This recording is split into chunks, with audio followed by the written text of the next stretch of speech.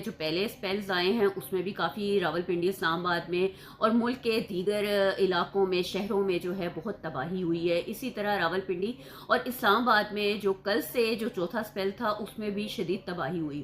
ناظرین، کل جو سید پور ویلیج میں جو برساتی نالا تھا اس میں اتنا اوور فلو ہو گیا کہ وہ جو ہے پانی باہر آ گیا، اتنا سیلابی صورتحال پیدا ہو گئی کہ جو ارد گرد کی گاڑیاں تھیں وہ بہہ کے نالے میں چلی گئیں۔ یہ شکر کہ کل جو تھا کوئی جانی نقصان نہیں ہوا، لیکن سید پور ویلیج میں بہت زیادہ تباہی دیکھنے میں آئی۔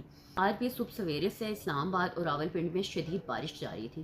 اس بارش کی وجہ سے جو ڈی ایچ اے فیز 5 ہے وہاں پر آج صبح ایک افسوسناک واقعہ پیش آیا کہ ایک ریٹائرڈ کرنل تھے اور ان کی بیٹی، وہ صبح گھر سے نکلے ہیں جہاں پر بھی اپنے کام پہ کہیں جا رہے، راستے میں شدید بارش تھی۔ بارش کی وجہ سے آپ ویڈیو میں دیکھ سکتے ہیں کہ ان کی گاڑی جو ہے وہ بند ہو گئی، جس کو وہ چلانے کی کوشش کرتے رہے کہ کسی طرح وہ سٹارٹ ہو جائے، لیکن گاڑی سٹارٹ نہ ہو سکی۔ قریبی جو برساتی نالا تھا وہاں پر اتنا زیادہ پانی کا فلو تھا کہ وہ جو گاڑی ہے اس نے، آپ دیکھ سکتے ہیں ویڈیو میں کہ اس نے ساتھ ساتھ بہنا شروع کر دیا۔ جہاں پر پانی کم تھا وہ اس وقت تو کم تھا، لیکن جب آگے گئے تو پانی جو تھا اس کا فلو بہت زیادہ ہو گیا۔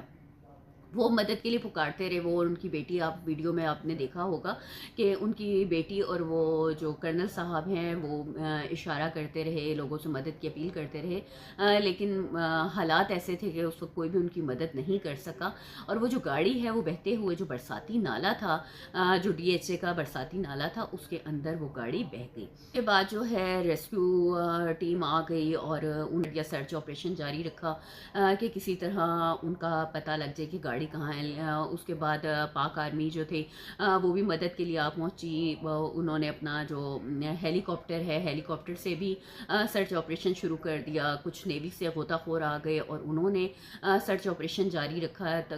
ابھی تک جو ہے کافی گھنٹے گزر چکے ہیں، تقریباً 7-8 گھنٹے گزر چکے ہیں، لیکن تاحال ابھی تک گاڑی کا نہیں معلوم ہو سکا، اور جبکہ تلاش جاری ہے دونوں کی کہ دونوں جو ہیں وہ گاڑی سمیت بہہ گئے۔ ناظرین، آپ نے دیکھا ہے کہ راولپنڈی اور اسلام آباد میں اس دفعہ بہت تباہی مچی ہے، ہر جگہ پر پانی کون سی ایسی جگہ پر ہے جہاں پر نہیں آیا۔